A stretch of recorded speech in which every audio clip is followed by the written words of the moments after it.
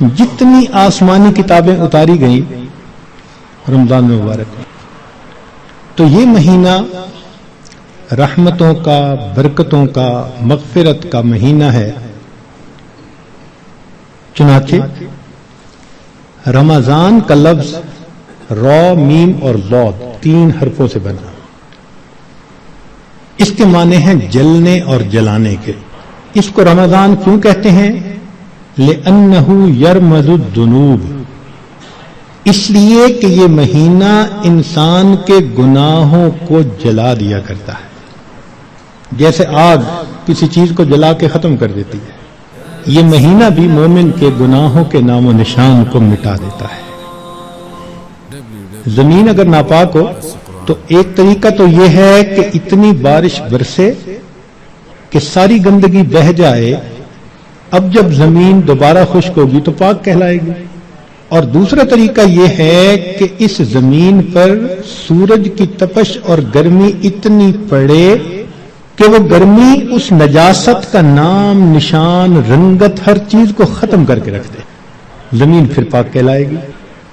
تو یہ مثال ہے رمضان کی کہ اس مہینے میں اللہ رب العزت کی طرف سے اتنی رحمتوں کی بارش ہوتی ہے کہ انسان کے دل کی نجاستوں کو وہ مٹا کے رکھ دیتی ہے۔ یا یوں سمجھ لیں کہ اس مہینے میں برکات کی ایسی تپش آتی ہے انسان کے دل پر، نور کا سورج جو طلوع ہوتا ہے تو وہ دلوں کو اس قدر حرارت پہنچاتا ہے کہ دلوں کی نجاست کو مٹا کے رکھ دیتا ہے، اس لیے اس کو رمضان کہا گیا۔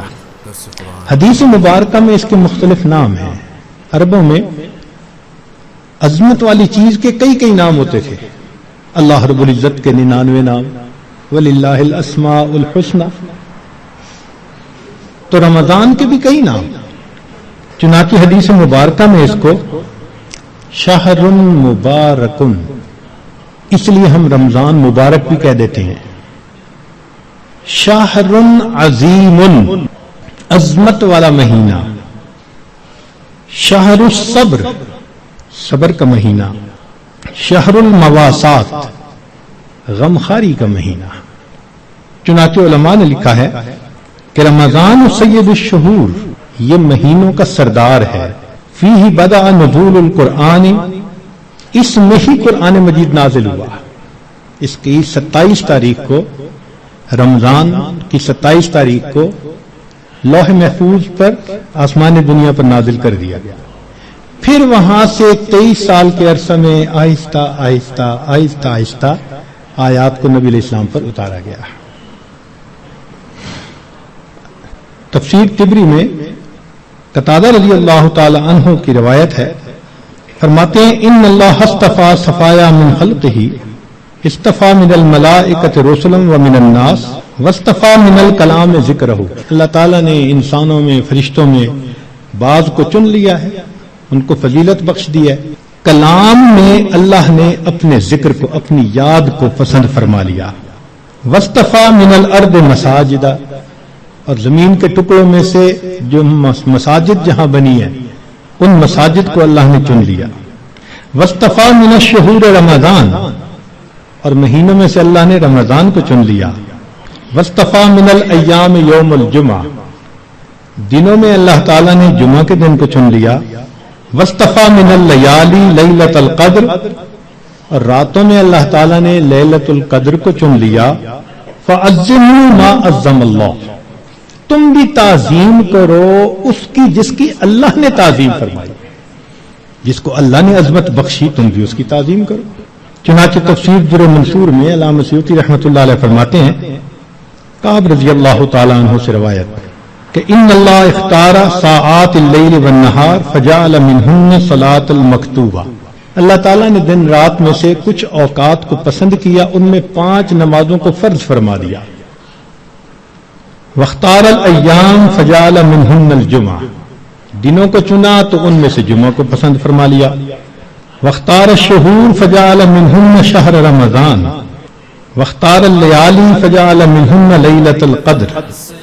تو جب اللہ رب العزت نے لیلۃ القدر کو اتنی عظمت بخشی اور اس مہینے کو اتنی عظمت بخشی تو ہمیں بھی چاہیے کہ ہم اس مہینے کی برکتوں سے فائدہ اٹھانے والے بن جائیں۔ چنانچہ علامہ طبرانی رحمۃ اللہ علیہ مجموع الزوائد میں سید الشہور شہر رمضان و سید الایام یوم الجمعہ، نبی علیہ السلام اس مہینے کا انتظار فرماتے تھے۔ اس مہینے کی فضیلت کے لیے یہ کتنا عجیب پوائنٹ ہے کہ اللہ رب العزت کے پیارے حبیب صلی اللہ علیہ وسلم اس مہینے کا انتظار فرماتے، دعا فرماتے تھے، اللہم بارک لنا فی رجب و شعبان و بلغنا رمضان، اے اللہ ہمیں رجب اور شعبان میں برکت عطا فرما اور بخیریت ہمیں رمضان تک پہنچا۔ انسان وش کرتا ہے نا تو کسی بہت بڑی نعمت کے لیے وش کرتا ہے۔ اللہ کے حبیب صلی اللہ علیہ وسلم 2 مہینے پہلے سے دعا مانگتے تھے۔ جب بڑے کسی چیز کو بڑا کہیں تو واقعی بڑی ہوتی ہے۔ اللہ کے پیارے حبیب صلی اللہ علیہ وسلم نے اس مہینوں کو شہر عظیم کہا، بڑا مہینہ۔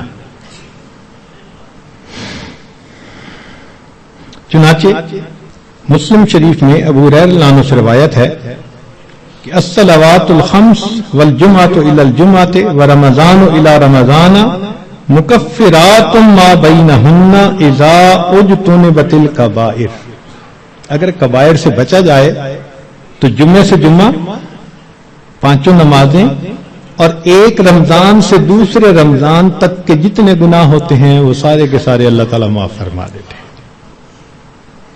چنانچہ کنز العمال میں لکھا ہے کہ اذا سلمت الجمعہ تو سلمت الایام، جمعہ اگر اچھے انداز سے کسی نے گزار لیا تو باقی دن بھی اس کے اچھے گزر جائیں گے۔ وَإِذَا سَلِمَ رَمَضَانُ سَلِمَتِ السَّنَةُ، اور جس نے رمضان اچھے انداز سے گزار دیا آنے والا پورا سال اس کا اچھا گزار دیا جائے گا۔ امام ربانی مجدد ثانی رحمۃ اللہ علیہ اپنی مکتوبات میں فرماتے ہیں کہ یہ رمضان کا مہینہ آنے والے سال کا ایک نمونہ ہوتا ہے۔ جس انداز سے بندہ گزارتا ہے اللہ تعالیٰ بقیہ سال انہی اعمال کی توفیق عطا فرما دیتا ہے۔ مثال کے طور پہ ایک نوجوان اگر چاہتا ہے کہ میں اپنی آنکھوں کا پرہیز کروں، غیر محرم سے اپنی آنکھوں کو بچاؤں، تو وہ رمضان میں اس کی مشق کر لے۔ اگر پورا رمضان غیر محرم سے نظر بچا لی، بقیہ پورا سال اللہ اس کو توفیق عطا فرما دے گا۔ آپ پورا رمضان تہجد کی پابندی کر لیجئے، تلاوت کی، اعمال کی پابندی کر لیجئے، اور پھر دیکھیے بقیہ پورا سال وہ کام کس طرح آسان ہو جاتے ہیں، اللہ تعالیٰ توفیق دے دیتے ہیں اس بندے کو۔ اس لیے ہمارے اکابر رمضان کو بہت اہتمام کے ساتھ گزارتے تھے۔